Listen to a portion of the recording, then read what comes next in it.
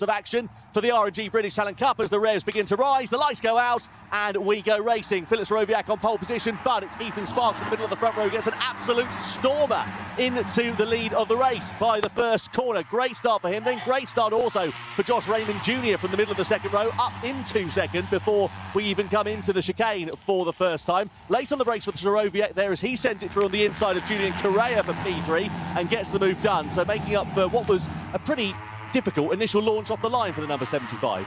Yeah, Sorowiak means business. I watched him at the end of practice today, and he looked good. He looked really good, and I think he wants to get himself out. He's obviously won 4 races this year. He's had a couple of DNFs, so Ryan Frost has done a really good job in the championship, just doing that consistent run. But yeah, Sorowiak means business, and he wants to win this championship. Yeah, Clayton Edmonds also coming through as well on board the number 64. Edmonds was 8th on the grid, so he's made a phenomenal start up into 5th place. We go 3 abreast coming in towards Church Corner for the first time. Correa it is that picks the pocket then of Sorowiak as we come through there, but already you can see Ethan Sparks trying to build a gap out at the sharp end of this one. 3 abreast down the back straight for 3rd position, and much the same, very close behind there as well. Jack Dunnerby looking to make some moves and has indeed made a couple of places as well at the expense of a couple of the other riders. Through the chicane we go. Clayton Edmonds a little bit deep into that chicane on board the RS Racing City Lifting bike, but at the end of the first lap it's Ethan Sparks that leads, Josh Raymond Jr. in second, Philip Sorowiak there P3. Yeah, big mistake by Ethan Sparks into that last turn. He seemed to have pulled about 4 or 5 bike lengths, 4 or 5 tenths, on that first lap, which I was going to say they don't want him to do that, because if he gets away, we saw at Brands Hatch, he's very good. He's learning all the time. He's like a sponge, and he's learning all the time. And I think they can't let him get away. And he made that mistake, and it seems to have brought him right back together. But look, he's just got pace. He looks quick. Look at Sorowiak there, really wide line coming through that right-hander of turn 6 into the left-hander of turn 7. That's Noble corner as we then come in towards Goodwood, and you can see the difference in that wide line just allowed Sorowiak to get greater drive on towards that straight. Didn't cost him too much time, but you're absolutely right, you don't want to let Sparks run away with this one at the sharp end of it. I went down to talk to Ethan actually at the start of just before the start of this race, and I couldn't get a word in because the team said, look, he's very focused, wants to make sure that he's ready to go for the race. We don't want to disturb him, so come and chat to us after the race. Completely fair enough. Every rider's got their own mentality, their own way of working. And you know what I like about that? They've respected it. They've respected the fact that he likes his own space before the race and gets himself into his space. Jack Dunnerby then it is that looks up the inside and gets the move done with Josh Raymond then. So moves up into 4th position for Jack Dunnerby. That's just about a couple of places ahead of where he started. P6 on the grid for Jack Dunnerby, now up into 4th position. Oh, got a rider that's gone down. That is not Scott McPhee, rather Jensen Bishop that has ended up down the road. Looks like he's at the final chicane by my reckoning. And thankfully he's up and okay and on his feet. Let's work out what happened. Is it the classic front end washout into there? Yeah, it is. Slightly offline, slightly deep into the corner. Bit too much front brake, and down she goes. Yeah, it's a hard corner that, and on these bikes they'll be braking super late, a lot of lean angle, so it's really hard to get that right. You've really got to have a good feeling of the front tyre, the front suspension, how the bike's reacting under braking. And as you turn in there, you get more and more lean angle, and you're trying to slow the bike down more and more. So it's quite a technical corner for such a flat, open, fast track. It can be quite technical here, especially going fast. Look at the way the top 2 have sort of broken away from the rest of the pack here. Ethan Sparks and Philip Sorowiak, they've got a fair bit of daylight between themselves and Julian Correa, who incidentally was the fastest man last time around. Yeah, Ethan Sparks is doing a good job. He's just ticking the laps away. He made that mistake at the start of the race, but he seems to have learned from that now. And Sorowiak knows that he cannot let him get away. Look, Dunnerby there we're seeing make the move on Correa. He's having a good season. Dunnerby's having a great season as well. He's small, so I think, he might be able to use Sorowiak a little bit to his advantage if he can. He might even bridge that gap and bring Correa with him. Yeah, Sorowiak said to me before the start of this one, he said, I'm one of the tallest riders in the field, and that really does play to a disadvantage, especially on a track like this.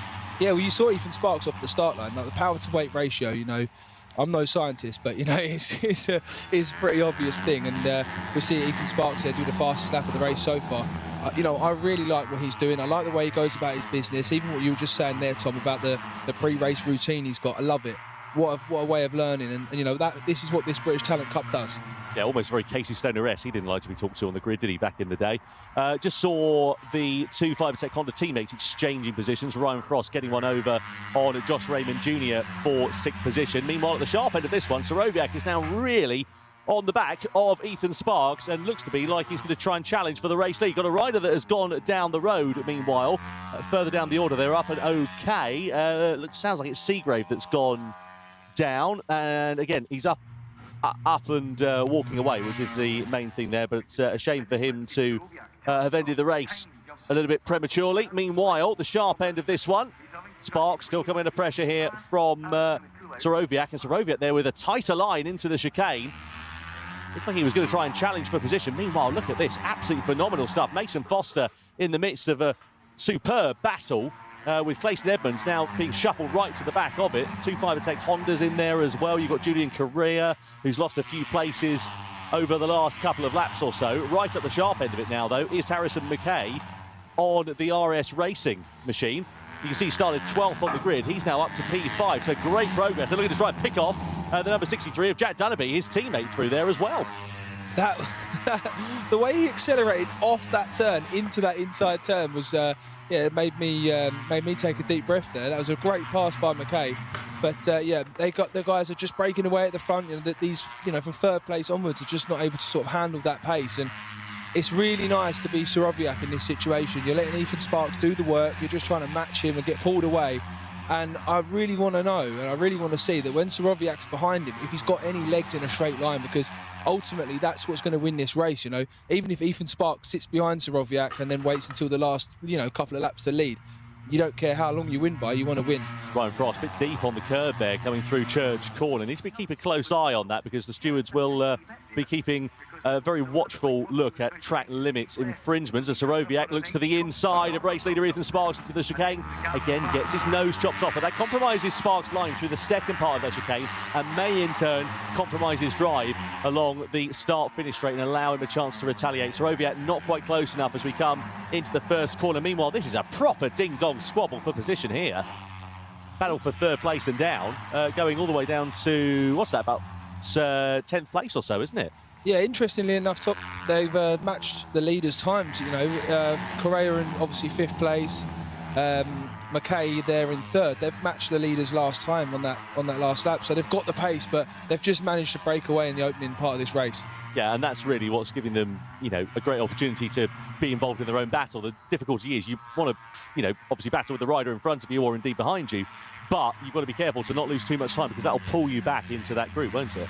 Exactly that, and Sparks has got that really wide line, you know, that especially into the last chicane, and I really fancy the fact that Soroviak's going to, you know that now, maybe not show his cards too early, and really use that to his advantage on the last lap. Debut season for Ethan Sparks in the British Talent Cup. Used to compete in the FIM Mini GP series, and the rider from Maidstone, Kent, doing a fantastic job of leading the way. Meanwhile, we're 4 abreast down the back straight for 3rd place, and again Soroviak, he closes up on the brakes here. Again, looks to the inside, but Sparks, maybe that's just his line into the corner. Just seems to take a later apex and shut the door. Yeah, he's got that bike turning really well. He just seems to be shutting the door, which is making it hard work for Soroviak. But I just don't know if he's going to try and use that to his advantage. You know, last lap, last time through the chicane, you're going to sort of just try and at least get your front wheel ahead. Julian Correa side by side with Harrison McKay for 3rd place. Correa having had 1 podium finish so far this season. That was Snetterton. Meanwhile, the rider he was battling with is Harrison McKay, and he's had 4 podium finishes this year on board the number 61, the black and green RS Racing Cavara Projects machine. Jack Dunnerby there, just keeping a watching brief. There is a rider directly behind him, and that is Ryan Frost. Big moment there for Ethan Sparks, just coming through there, obviously out of the seat, not really phased him. He's back on the gas. Maybe, I don't know. I got asked this question here. I don't know how much we're going to watch this replay, and I'll go back to what I was going to say. Yeah. Just accelerates, fast through there as well. A little bit of lean angle there.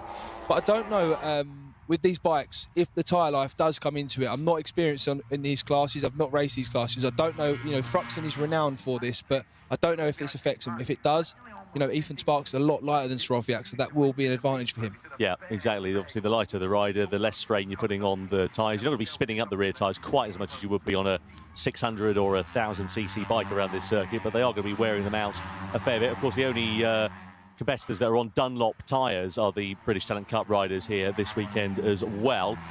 Two RS Racing riders of Harrison McKay and Jack Dunnerby, very close for company. I wonder if they might be able to try and work together. I don't think they're going to be thinking about that quite too much at the moment, but maybe in the latter stages, if it starts getting a bit more elbows out, then maybe they can use their strategies to work together, as we just see Clayton Edmonds getting through on Julian Correa for 5th position. You can see here Philip Sorowiak still all over the coattails of Ethan Sparks, and Sparks going for that wider line. This is where he had that moment last time around, through into the right-hander of Goodwood. Again, takes the wider sweeping lines here, doesn't he? Yeah, I think Sparks wants to let Sorowiak through. I think he wants to have a little nose at what he's up to, have a look at his lines, you know, because, listen, Sorowiak's doing a good job. He's hanging in there, whether he's taking the same lines or not. Ethan Sparks is going to be thinking, you know, where's he fast, where's he not fast? So I think he wants to let him pass, but I really think Ethan Sparks, you know, his card, his sort of trump card, if you like, is going to be this on the last lap that he's let him pass. Let's see what happens now. Let's see how these next laps go. You can see he's lifted off the throttle there coming down that back straight, hasn't he, quite evidently.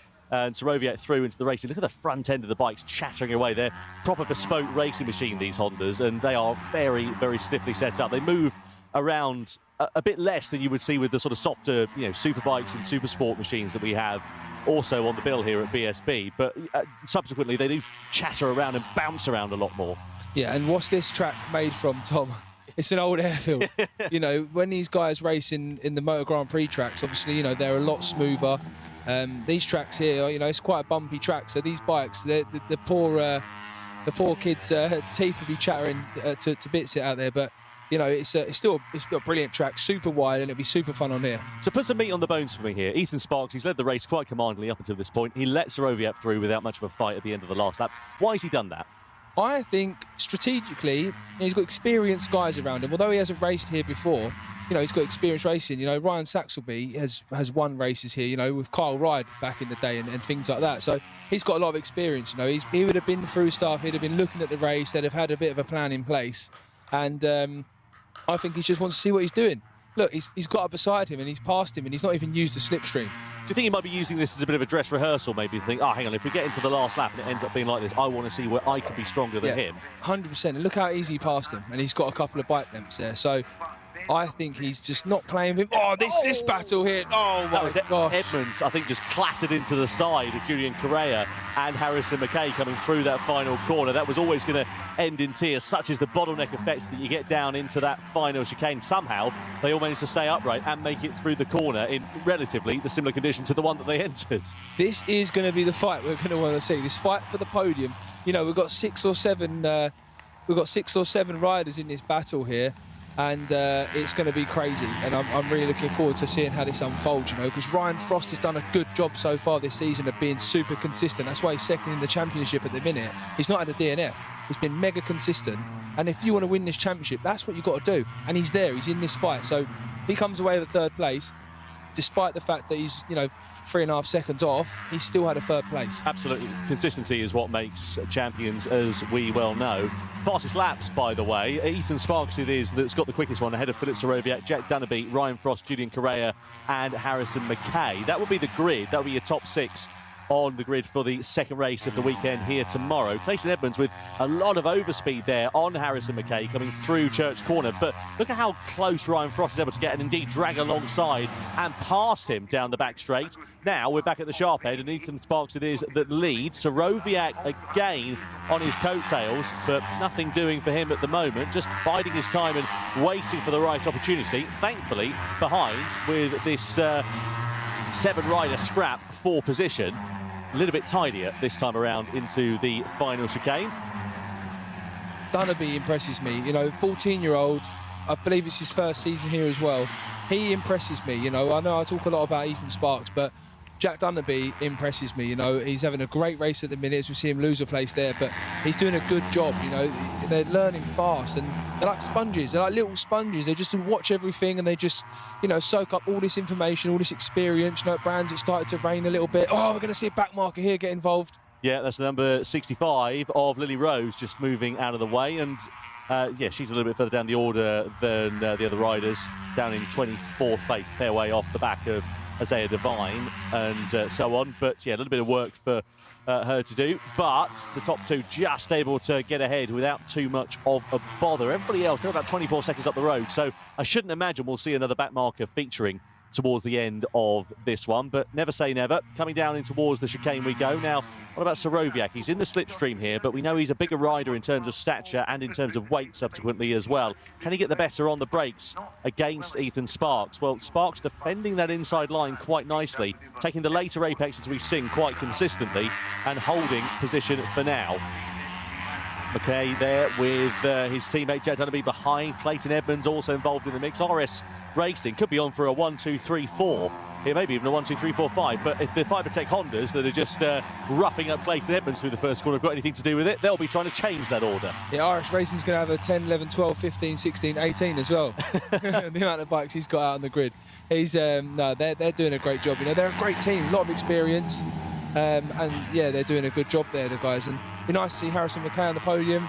You know, obviously he's nearly won that race at Snetterton and got it taken off him, which is, you know, is what it is. But he's doing a good job there. This fight, honestly, is going to be incredible. The last few laps, this is going to be incredible because it's changing so fast. But Dunderby seems to have just made a bit of a gap there. That's the kind of gap that will break them away from the clutches of everyone else. Yeah, incredibly fine margins here in this championship. You just see a few more bike lengths than we've seen the last time around. The difficulty is if those two riders start swapping amongst one another. But now they're together on track. This is what I was saying earlier on. I wonder if they might be able to try and work together, use each other, you know, bring each other along with the slipstream and just continue building that breakaway. But almost in the space of a couple of corners, that gap shrinks down just a little bit, doesn't it? Yeah, like the NASCAR effect when they work together with a teammate or they pick somebody to work together, sort of pull them away. But yeah, I really don't know how that's going to unfold. But I just think Ethan Sparks, you know, talking about winning this race, I just think he's got the upper hand. I think he's had a little look, you know. Soroviak is, and maybe is, the faster rider of the two of them, but he cannot pass him anywhere. You know, where Sparks is fast, you know, where Phillips fast, sorry, on the brakes and through this tight section, Ethan's managing it really well. So I just don't know. I'll be, you know, I'll be surprised if Soroviak can win this race. Well, 2 wins in the last 2 races for Ethan Sparks, a bit like London buses. You wait all season and then 2 come along at once. Can he add a 3rd to that tally here this afternoon? 4 victories subsequently for Filip Soroviak. Would love to add to that tally and increase his championship lead, especially with Ryan Frost, who's involved in this pack. Ryan Frost is Soroviak's closest championship challenger. And the thing is, he could finish 3rd, but he could very well finish 8th or 9th at this point. You don't know how it's going to work out. So anything that Soroviak can do to increase that lead in the championship as we enter the latter stages of it would be a very welcome result for him. Yeah, and you know, this battle here, you do not know who's going to be on the podium, because on the last lap, there could be, you know, 4 or 5 of them changing positions. So we've seen it over the years, you know, it could happen now. So if Frost can be on that podium, that's his objective right now. You know, he's getting beaten up a little bit, he's in a tussle. As we scan back, as we flick back over to Ethan Sparks. You are right though, Tom, that he is his line there. You know, that's his way of riding through that turn. It's not doing him bad. Yeah, it seems to be doing okay so far, but it's interesting how we were talking about McKay and Dunderby last time around, how they had a bit of daylight between them and wondering whether that was going to be the gap to break away. Well, no, was the answer, because the group all the way down to Mason Foster in 9th place is now, as it has been for pretty much the entirety of this one, we're now on the final lap of racing. Ethan Sparks it is that leads, with Filip Soroviak close on his heels. Through the chicane we go, out of turn 5, and then through into the fast sweeping corners as makes over this circuit. Look over the shoulder there for Ethan Sparks just to see where Filip Soroviak is, and I wonder how Soroviak is going to play this. Where is he going to choose his opportunities to strike against his teammates? Coming down into the right-hander, Sparks has got that line quite nicely covered through into Goodwood Corner. Coming in towards Village, though, and Church Corner. The fastest part of this Thruxton circuit is where you would imagine he's going to try and kick off. And Soroviak has got the outside line here against Ethan Sparks. Switches back to the inside, but nothing doing through there. It is surely going to come down to the final chicane, but a big wobble that might just compromise the drive here for Filip Sorowiak and deny him an opportunity to lunge one through on the inside as we come into this chicane. He's a bit far back, and it's going to be a damn dare move on the brakes if he can make it stick. But I think Ethan Sparks has got this one done, but he in turn has a wobble and runs it wide into the chicane. The door's open for Sorowiak. No, it's not. Side by side we go. Sorowiak to the line here in British Talent Cup. Wins it. Absolutely phenomenal for Filip Sorowiak. Ethan Sparks comes home in second place, and on the podium is Harrison McKay in third position ahead of Ryan Frost. What a phenomenal race for RS Racing in particular. All three riders on the podium positions here at Thruxton, but Filip Sorowiak manages to mug Ethan Sparks right in the final stages of that one, Danny. Yeah, and that was his to lose. Unfortunately, Sorowiak, he wouldn't have known that Sorowiak had that moment there at Village, and he just had to brake as late as he could. He lost the front a little bit. It looked like it was chattering a little bit, and he just couldn't pull himself back. And he did well not to run across the chicane, in fairness. But listen, Sorowiak done a great job. He kept himself in the fight the whole time, and he didn't let him go. And he won the race. It was a great finish, and that's what Sorowiak needs to keep doing if he wants to win this championship. Victory number 5 for Filip Sorowiak extends his lead in the championship. Ethan Sparks, fastest lap in the race, so some consolation is that he'll be on pole position here at Thruxton tomorrow. But you could see from the body language when his teammate was celebrating with him last time around how dejected he is to have lost out on that victory. And I have to say, going into that last chicane, I thought Filip was a little bit too far back. I thought, that moment coming out of Church Corner, that's it, done and dusted. But then Ethan Sparks, just a bit too late on the brakes, had that front end wobble, and that's what compromised it. Let's have a look. So this is the moment here for Sorowiak. Gets the rear out of the shape, grips up again, costs him drive all the way down into the chicane. So you can see that Ethan's pulled out, 2 or 3 bike lengths, but coming into here, Sparks late on the brakes. He's taken that wider line all race, just has a wobble on the front end. The door opens for Sorowiak, cuts back to the inside. Sparks is deep and over the curb, back through for Sorowiak, and that's how you do it. Win number 5 of the season for Filip Sorowiak on the RS Racing machine. Yeah, that's a great win for Filip, and he's probably seen this move over the last couple of years happen here, but Ethan Sparks will take this, he'll learn from it. Like I said about being sponges earlier, he'll learn from it. He'll go, right, last time I was a bit too keen here, I pushed the front too hard there. I'm going to go away, I'm going to look at how I can improve, and I'm going to come back and do that. And something I also wanted to touch on, Tom, just quickly, is the lap time did drop, so I do think the tyre wear was affected throughout that race. Yeah, no doubt about it. Filip Sorowiak then takes victory here at Thruxton to extend his lead in the championship. What a phenomenal result. What a fantastic end to that race for the rider from Morden in South London. And let's get confirmation then of the results for race 1 of the R&G British Talent Cup. Filip Sorowiak takes his 5th win of the season ahead of Ethan Sparks. Harrison McKay in 3rd position ahead of Ryan Frost, Mason Foster, Julian Correa, Jack Dunnerby, Josh Raymond Jr., Clayton Edmonds. All of those riders from 3rd down to 9th involved in that battle for the final podium position, and that's how it worked out. Peter Willis was over the line just inside of the top 10 on board the number 99 Honda machine. Further outside of it, Ben Jalif started from the head of the second row of the grid, but he comes home in 11th position. He'll be disappointed with that result ahead of George Bowes, with Blake Wilson, Jack Burrows and Dan Goodman completing the points finishes here this afternoon. The championship standings coming into this one saw Filip Sorowiak with a 3-point advantage over Ryan Frost. That is now increased up to 15 points. Ethan Sparks into 3rd place in the championship as well. He was at a 13-point deficit to Sorowiak. It's now 18 points as well. So gaps still increasing at the sharp end of this championship, and it's all to play for further down the order here as well. Some good points on the board for some riders, and some who I'm sure will be looking forward to making progress tomorrow.